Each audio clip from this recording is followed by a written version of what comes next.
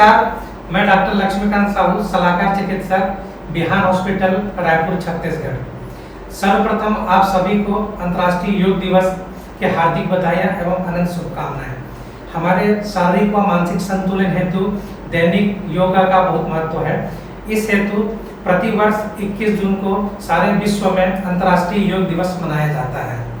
आइए हम योग का महत्व को अपने दैनिक दिनचर्या के साथ ही आजकल की व्यस्ततम दिनचर्या के फलस्वरूप उत्पन्न उच्च रक्तचाप या बीपी, साथ ही मधुमेह या शर्करा में क्या इनका उपयोग है, उसके बारे में डिटेल से चर्चा करते हैं। पहला, ताड़ासन, जिसे हम पर्वतासन भी कहते हैं। यह आसन से हमारा शरीर स्थिर रहता है, साथ ही स्थिर रहने के चलते हमारे दोनों फेफड़े ओपन होते हैं या खुल जाते हैं, जिसके फलस्वरूप दोनों फेफड़ों में वायु, स्पेशली ऑक्सीजन का संचरण बढ़ जाता है, जिसके फलस्वरूप पूरे शरीर में रक्त संचरण बढ़ता है। साथ ही इंसुलिन सेंसिटिविटी शरीर के प्रत्येक अंगों में बढ़ जाता है। दूसरा, वक्रासन, जिसे हम रीढ़ की हड्डी का आधा झुका आसन भी कहते हैं। ऐसा करने से हमारा शरीर आगे की ओर झुक जाता है, जिसका प्रेशर या दबाव हमारे आंतरिक अंगों में, स्पेशली पैंक्रियास में पड़ता है। Vakrasana, keep your both hands forward, parallel to the ground. Third, touch your both the thumbs. Turn your right side very gently, slowly, gently. Focus on your gaze on your right hand, touching your left hand to the shoulder. It is gentle vakra, twisting to the lower back. Inhale very gently come in the center. Again, both the hands parallel to each other, both the thumb touching each other. जिसके फलस्वरूप insulin secretion का मात्रा बढ़ता है। हमने देखा ताड़ासन में insulin sensitivity बढ़ता है, दूसरा वक्रासन में इंसुलिन का सिक्रेशन बढ़ता है। इन दोनों योगासन करने से हमारे शरीर में रक्त प्रवाह, साथ में ऑक्सीजन प्रवाह बढ़ता है, जिसके फलस्वरूप हमारा स्ट्रेस लेवल कम होता है। साथ ही इनके फलस्वरूप हार्ट बीट कम होता है, जिससे रक्तचाप कम होता है। साथ ही रक्त शर्करा का मात्रा भी कंट्रोल में रहता है। अगले की ओर चलते हैं। तीसरा है एक पादासन। यह दिखने में बहुत ही सिंपल किंतु बहुत ही कारगर योगासन है। इस योगासन में हम एक पैर में खड़े रहते हैं, जैसा कि हमारे योग एक्सपर्ट आपको वीडियो में दिखा रहे हैं। ऐसा करने से हमारा शरीर का निचला भाग, साथ ही कोर बॉडी पार्ट, जिसमें हमारे मेन वाइटल ऑर्गन्स आते हैं, इनका प्रेशर बढ़ता है। इससे दोनों ही काम एक साथ होता है। जो हम ताड़ासन में इंसुलिन सेंसिटिविटी, साथ ही वक्रासन में इंसुलिन सीक्रेशन बढ़ना देखे थे, वह दोनों ही क्रियाएं एक पादासन में होता है।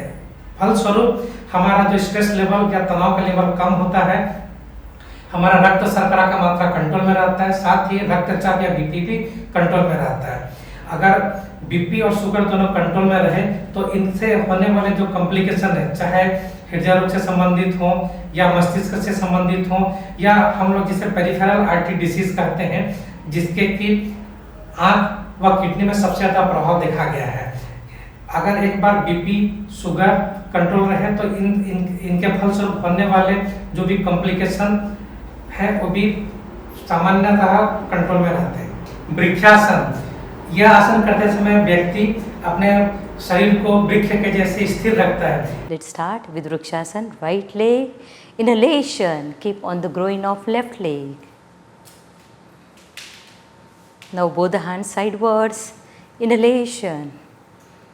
Join your both the hands, go behind your ears, focus on one point, turn your palms, exhale. Very gently come down, very gently. ऐसे करने से हमारे श्वसन तंत्र, साथ ही परिसंचरण तंत्र ओपन हो जाता है, जिससे पूरे शरीर में रक्त प्रवाह बढ़ जाता है। ऐसा करने से शरीर के प्रत्येक अंगों में ग्लूकोज का उपयोग बढ़ जाता है, जिससे कि इंसुलिन सेंसिटिविटी भी बढ़ जाती है। अगला आसन है धनुषासन, जिसमें हम बैकवर्ड बेंडिंग या पीछे की ओर मुड़ते हैं। ऐसा करने से हमारा छाती या सीना और खुल जाता है, जिससे दोनों फेफड़े और अधिक खुल जाते हैं। दोनों फेफड़ों के और अधिक खुलने से वायु या ऑक्सीजन का प्रवाह और बढ़ जाता है, जिसके फलस्वरूप पुनः रक्त संचरण बढ़ता है, साथ ही हमारा मन और चित्त दोनों शांत रहता है। इसके परिणाम स्वरूप बीपी और शुगर दोनों का लेवल ही कंट्रोल में रहता है। अगला योगासन है भुजंगासन या नागासन जिसे बोलते हैं, जिसमें हम सांप, स्पेशली कोबरा या नाग सांप जैसे आसन करते हैं। Bhujangasana. Touch your forehead on the ground. Keep your both hands next to your lower abdomen, upper abdomen, lower chest. Okay, elbows inside. While inhaling, very gently, slowly lift your nose. Lift your, okay, for senior citizen, leave your both the hands, lower back upwards, neck upwards, heels together deliberately. Chest expanded. Exhale, very gently come down. Gently come down. Touch your both the hands next to your forehead touching on the ground. Relax. छाती तथा पेट दोनों ही stretch हो जाते हैं। ऐसा करने से हमारे जो विसरल फैट है वो कम होता है। साथ ही भुजंगासन में हमारे जो मन और चित्त दोनों शांत रहते हैं। अगर मन और चित्त दोनों शांत रहे तो हमारा शर्करा लेवल, साथ ही रक्तचाप दोनों कंट्रोल में रहता है। अगला प्राणायाम है जिसे हम भ्रामरी प्राणायाम कहते हैं। इसमें हम अनुलोम विलोम एक स्पेसिफिक रेट से करते हैं। ऐसा करने से हमारा इंस्पिरेशन व एक्सपिरेशन दोनों का मात्रा काफ़ी बढ़ जाता है। ऐसा करने से फेफड़ों में जो प्रभावित वायु, स्पेशली ऑक्सीजन का संचरण और अधिक मात्रा में बढ़ जाता है, जिसके फलस्वरूप हमारे जो टॉक्सिन्स हैं उनका शरीर से दूर होना, साथ ही बीपी व शुगर का कंट्रोल होना और तीव्र गति से होता है। इन सारे योगासनों के फलस्वरूप हम अपने रक्तचाप या बीपी, साथ ही शर्करा की मात्रा को कंट्रोल कर सकते हैं और ऐसा करके हम अपने शरीर को स्वस्थ रख सकते हैं तथा हमारे जो लाइफ स्पान है या हमारे जीवन की आयु सीमा को बढ़ा सकते हैं। आप सभी से मेरा करबद्ध निवेदन है कि आप अपने दैनिक दिनचर्या में योगा को अभ्यास में लाएं। हर कोई करें या हर आयु वर्ग, हर उम्र के लिए सेफ है।